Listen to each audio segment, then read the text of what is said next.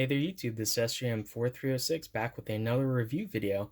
This time I was contacted by a company called Victure, and you might not be familiar with them, but they actually sent me this little MP3 player. It's probably been like 3 or 4 years I've had this now. And I did a review video on this back in the day. And yeah, I use this thing a lot. It's basically a Sansa clip clone, sort of. The UI is obviously different, but this was actually pretty impressive. So anyway, when they contacted me, I instantly saw the name of the company and their logo, and I thought I would like to see what one of their higher end products looks like. And that's what this is. This is another sports action camera, similar to the ones I've reviewed in the past. This is noted as 4K Wi-Fi Ultra HD. We'll see about that in terms of the video footage quality, if it actually is 4K or if it's like upscaled or something in software. Anyway, this is one of those like waterproof enclosure cameras, and the thing that actually caught my eye for this model was it actually has a touchscreen. The Dragon Touch action camera that I reviewed before had little buttons on the side, and they're kind of hard to press and a bit fiddly. So I actually thought it might be interesting, depending on how they handle the UI, having a touchscreen. So anyway, we can see here it does 4K 60 frames. It says 5 meters bare metal waterproof. Ah, I see. So the unit itself without a case, it comes with an external plastic case. You'll see in a sec. It does 5 meters just on the unit. And then if you put it in that case, it'll go down to 40 meters. So that's actually really interesting. It does 20 megapixel stills. It says you can control it via Wi-Fi. There's an app you can download, as well as I believe there's a remote control that you can, wear on your wrist, and it's just powered off of a coin cell battery. So we'll see that in a sec. And yeah, 2-inch touchscreen. So anyway, let's just pop this open. By the way, the model for this is the AC940, and this retails, I believe it was for about 100, and I think it was on sale when they asked me if I want to review this, and the price went up, I believe, since then. So that's as of the time of this filming. That may change in the future. It might go back on sale. I'm going to see about getting you guys a discount code. Anyway, presentation, it's nothing fancy. I don't remember how the box for the MP3 player, this old guy, was. I think it was pretty bare bones to begin with anyway. Yeah, so we have just a little thank you card, very common. We have the manual, which is actually pretty thick, but you'll notice, it's really only this much of it is in English. But it is actually, nice material paper and nice infographics, which I really like, instead of having walls of text. Actually looks very nicely done. And I probably will be referring to this at some point. But anyway, yeah. Let's see. Anything that we don't know about it. Does include some rechargeable batteries, lithium ion, 1350 milliamp hours. And we'll see how long of a runtime we get from that. Yeah, it does apparently have a, I guess, 170-degree wide angle lens.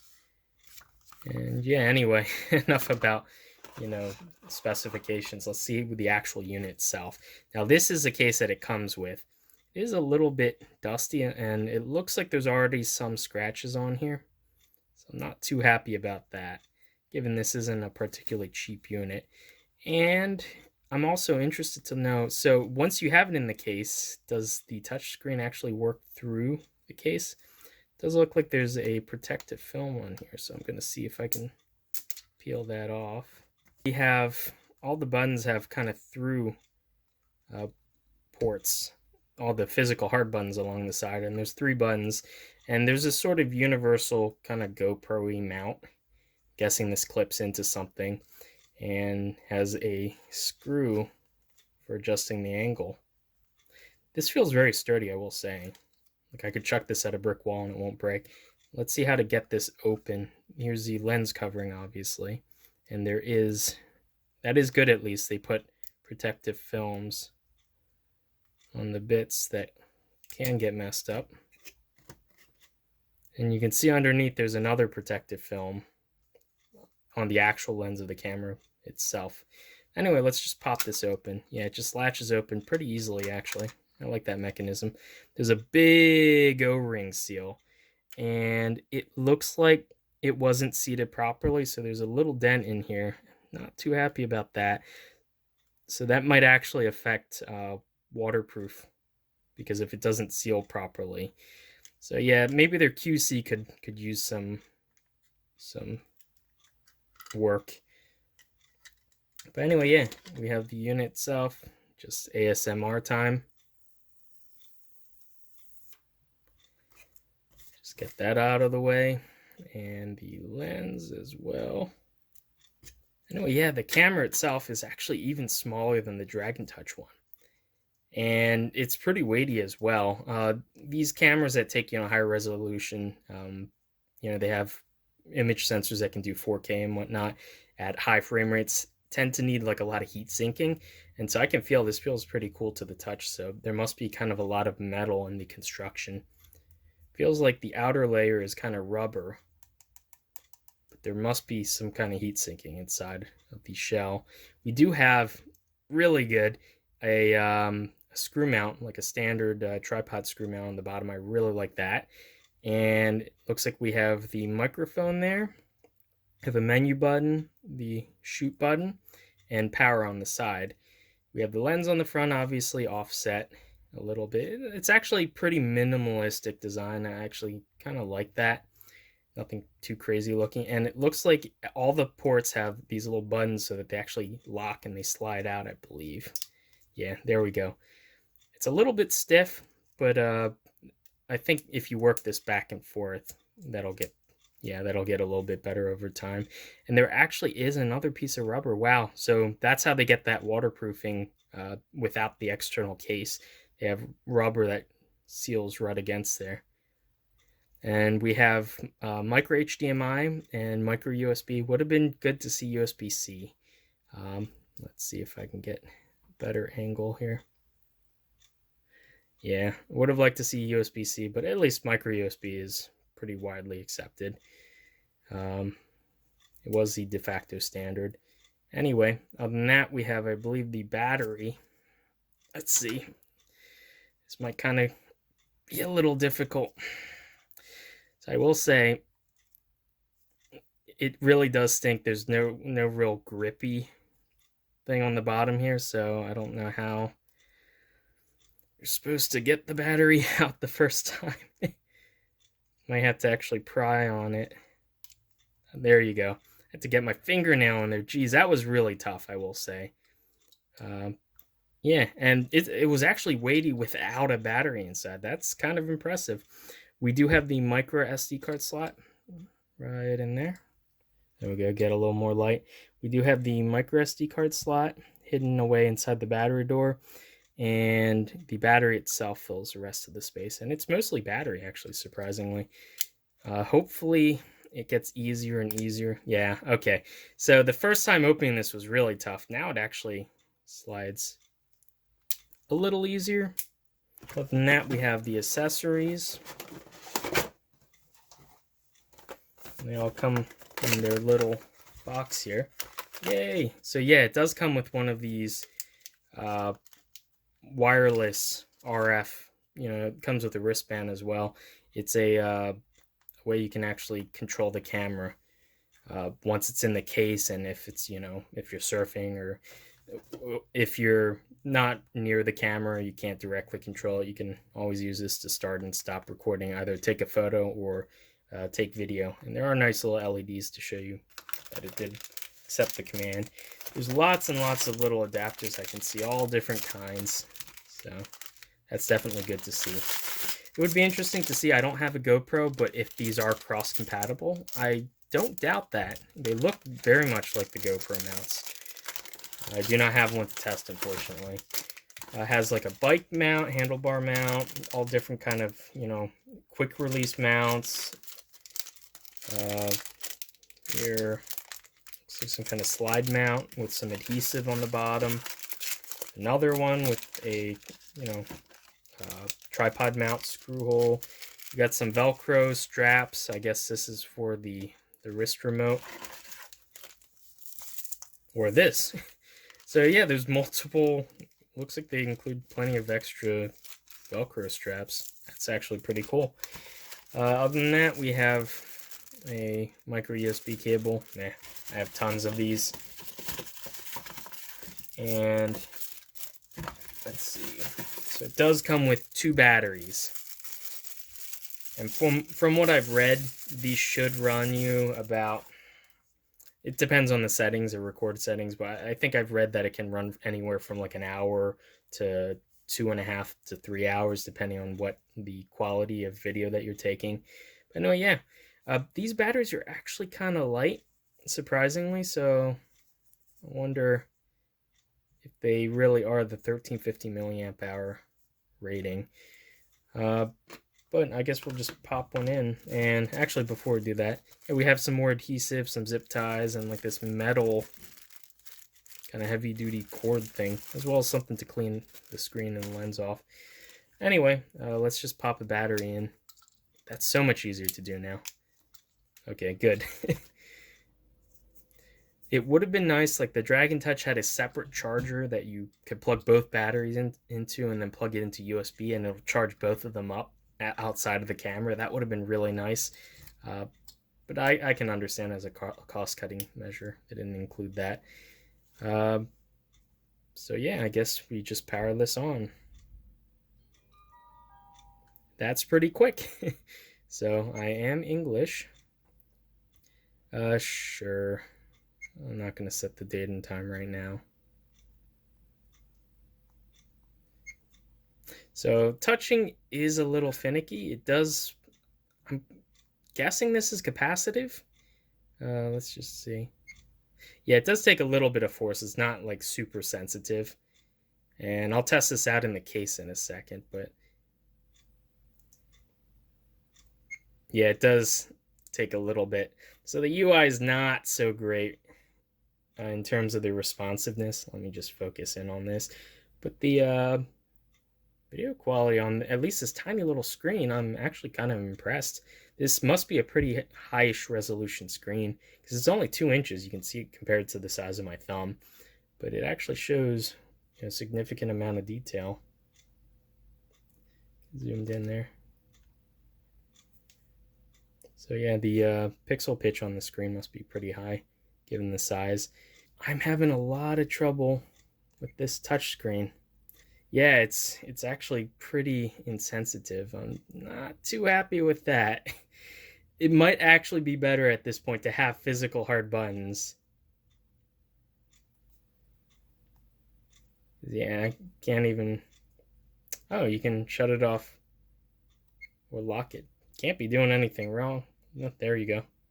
It's kind of working a bit better now. That's so weird. So I've just been fiddling around with this, and like I had a lot of trouble getting the touchscreen to work for a little while, and I don't know what it was, but now it works fine. So that's a little weird. Hopefully it continues working fine. The battery, you can see, wasn't fully charged. I literally just opened this, so it came about 80% charged, which is actually pretty good. We have a mode button on top, which switches modes from video to photo. And if you press it a third time, you can go to playback, video settings, or picture settings. Pressing the power button apparently brings up turning on the Wi-Fi, and has the SSID and whatnot, and you can actually connect to it that way. That's pretty nice. That's a shortcut. There are some LEDs on the side here for status indication. There you can see blinking right there. Anyway, I'm going to play around with this. I'll let you know if the touchscreen, if it's maybe a software issue, or if it's something, maybe the design isn't quite so good. Maybe I need to clean this off.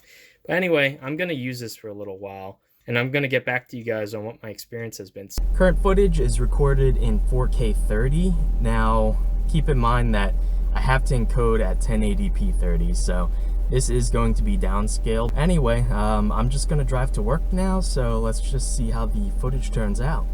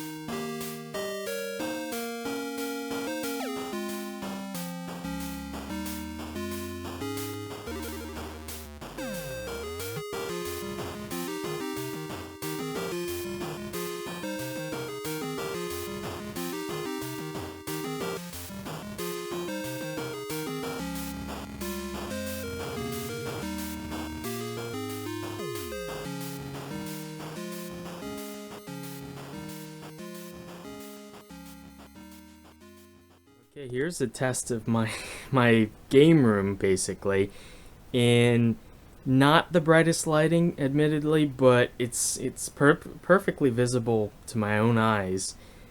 And you can see if it's anything like what I'm seeing on the LCD screen on the back, you can barely see any detail. I'm just going to flip on the lights. And now it looks normal. So, low light performance on this camera, not so good. On the other hand, one good thing is the audio quality seems actually really good.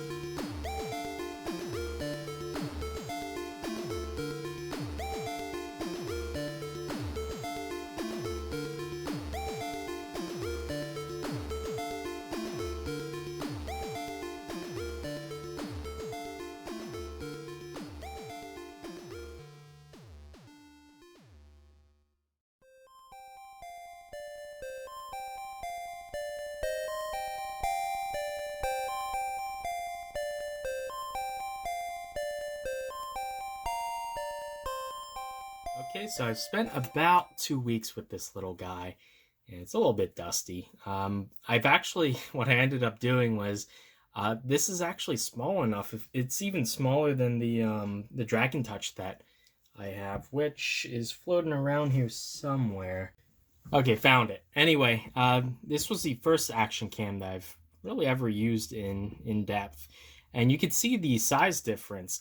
The Victure is actually significantly smaller. This I can keep easily in my pocket next to my wallet, and I barely notice it's there. It's obviously a little thick, but my wallet's usually pretty thick anyway. So yeah, this is definitely a lot more pocketable than this guy.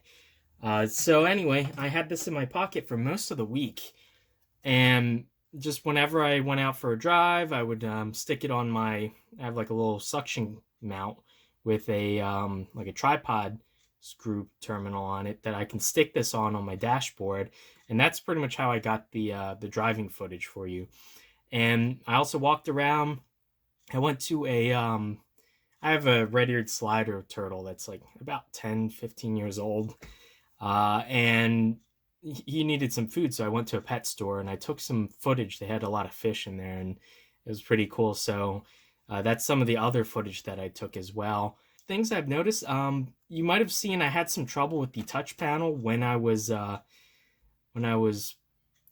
first filming, and actually I kind of misunderstood how this worked. Basically, it does by swipe gesture. It's not by taps. For changing the modes, for instance, I can switch between video and photo. And if I swipe up, I can access a quick menu. And down, I can either lock it or turn it off. I really like how they have gestures for pretty much everything. And if you do a right left swipe, you can just change the mode there. But yeah, it actually works pretty well now. I don't know why I first got this, like, it wasn't responding to touches very easily. Now it's really super responsive and it works really well. But anyway, it works now, and for this past like 2 weeks I haven't had any trouble with the touchscreen at all, so I'm happy with that. So that sorted itself out. Things that I really like about this unit, the general navigation and everything, everything's pretty intuitive. Now, going through like playback when it's like caching it's a little bit slow. It might be I only have a 16 gig card in here, an older card, so maybe that's the issue of speed. Now, I was able to take, using that card, I think it might be a class 10, maybe. I was able to take 4K 30 video on it without issue, at least none that I saw when I reviewed the footage. So seems not very picky with SD cards. It'll work pretty much fine. Obviously, if you increased 4K 60, might have trouble, so you might actually need to get a better SD card for that. But as you can see, it's only a 16 gig card, and here it says at 1080 30, I can only take about an hour and a half of video, and I already have some footage on here. So yeah, you're gonna want at least 32 gig card, 64 or 128 preferable, if you're gonna be taking lots of video at high resolution. Now, recording at 4K over a drive home, which is about 15 to 20 minutes, it gets a little bit warm, but it never got like super hot. And these were on days where the external temperature was about 70 to 80 degrees in the car. Ambient temperature within the car was actually a little bit higher on my drive home. But yeah, it never really got like super hot or anything, so that worked out just fine. So what shocked me most about this was actually the audio quality was really, really good. There's just like a single mic. I believe it's actually on the side here, but this was probably the crispest, like clearest, cleanest audio that I've ever heard recorded on one of these waterproof action cams. In fact, compared to the Dragon Touch, which sounds like you're in a bathtub underwater, the microphone on that, this sounds pretty close to there we go. This sounds pretty close to like what my smartphone that I'm recording this video on right now, which is a Samsung S8 Plus. Audio is super clear and like pretty loud. It works really well on that. The video quality seems pretty decent, with a caveat of you need bright environments. I've done a sample test video in a semi-darkened environment, and this just cannot cope. The sensor is just not designed for that kind of filming, unfortunately. So every time I try to record something in an environment where it's sort of like dusk or there's only like a single small light on, it's had a lot of trouble coping with that, and it mostly comes out underexposed. But if you're in like a nice sunny environment, which makes sense because this is supposed to be a sports action camera, so if you're outside, it'll work just fine in those environments. Just anything, in late afternoon or at night, this just can't work for that. So I wouldn't advise using this as a dash cam either, unless if you're only going to be driving during the day. But when it does capture video, it's actually really super vibrant. There is electronic image stabilization that you can turn on and off. It seems to work pretty well. It's a little bit jarring though in my car. When I was turning, I've noticed is sort of a little bit of a delay while the algorithm, I guess, calculates the stabilization. So it made me a little bit dizzy watching that, but you can turn that on or off as you wish. So that's not really that much of an issue. Focus seems to work pretty well, pretty instantaneously. The screen, plenty bright enough. One thing that I did notice is it lights up here. There's a charge indicator and a blue video recording indicator. It's pretty dim. I'm guessing that's to save battery life, clearly. But when I'm in the car and it's, pretty bright out, you can barely see that light. So that would have been nice to make it a little bit brighter, but obviously at the cost of runtime. But yeah, overall, I think for about the $100 at this cost, this is actually a very decent action camera. I would actually rate this a little bit better than the Dragon Touch in terms of what you're getting.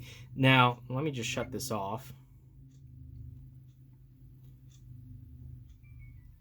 There we go. Turns on and off real quick too. I'm really happy about that. And you can even have it so that as soon as it turns on, you can tell it to start recording straight away. Buttons are very easy to press. It was really hard to get these flaps open when I first got it. But if you keep working them open and close, they end up being manageable. One thing that I was a little bit bummed on, the batteries look very similar to the Dragon Touch's batteries, and the Dragon Touch came with this dual dock, and I think that's a great idea so that you could charge both batteries externally outside the camera. I really wish they would have done something similar with this. Now, they do sell a separate dock, I believe, for these batteries, but it's a different size. I believe these are the same as what the GoPros use. This is the exact size from Dragon Touch. But Victure batteries are physically a different size. They're actually larger, I believe. And the pin spacing is different, so you can't buy just like a third-party GoPro charger, unfortunately. And as of right now, if you just buy just the camera, you're kind of stuck charging them inside one at a time, which is kind of a bit unfortunate. I've pretty much only used this as a bare unit. Now, it obviously did come with this waterproof case, and I might eventually, if I ever go on vacation, once all this coronavirus stuff subsides, then I might actually go out and do something, and I might get a chance to use this case. But like they noted in the specifications, you can actually take this a few meters underwater just with the bare camera itself. This case will allow you to go much deeper, I believe like 40 meters they specified. But yeah, all in all, I'm actually really happy with this. As for battery life, I took a couple of, roughly 15 to 20 minute drives, and each time the battery indicator went down by about a quarter, and that's recording at 4K 30. So that tells me a 4K video, you'll roughly get around probably about an hour and a half-ish of recording time off of a fully charged battery, and it comes with 2 batteries. So that's half decent. When I decreased the video quality to 1080p, it was significantly better. Let's see how much better. Yeah, like I fully charged this morning. I went out, I took probably about 20-25 minutes of video, and you can see it hasn't even decreased any notches there. So yeah, anyway, plenty of modes. I haven't tried the time-lapse modes on these, but for a camera like this, I think it really does shine like outdoors. And the 4K video that I showed you guys, unfortunately, I had to downsample to 1080-30 because my video editing software can only do 1080p max. So unfortunately, I can't show you exactly what the video would look like for that. But on my laptop, I have a 4K monitor on it, and I zoomed in quite a ways, and you actually get quite a bit of detail. So this definitely does look like it has, native 4K camera sensor built in, and even the pictures that I took actually look pretty nice. They're not quite as nice as the pictures that I can take on my Samsung S8 Plus. The sensor on my cell phone is 12 megapixels, and this I believe can technically go up to 16, I want to say, megapixels. So it's a little bit better in terms of the image quality, but in terms of like the dynamic range, it's not quite as good on this. This is, I would say it's more useful for video than taking photos, though it will obviously do photos just fine. It just doesn't look quite as nice.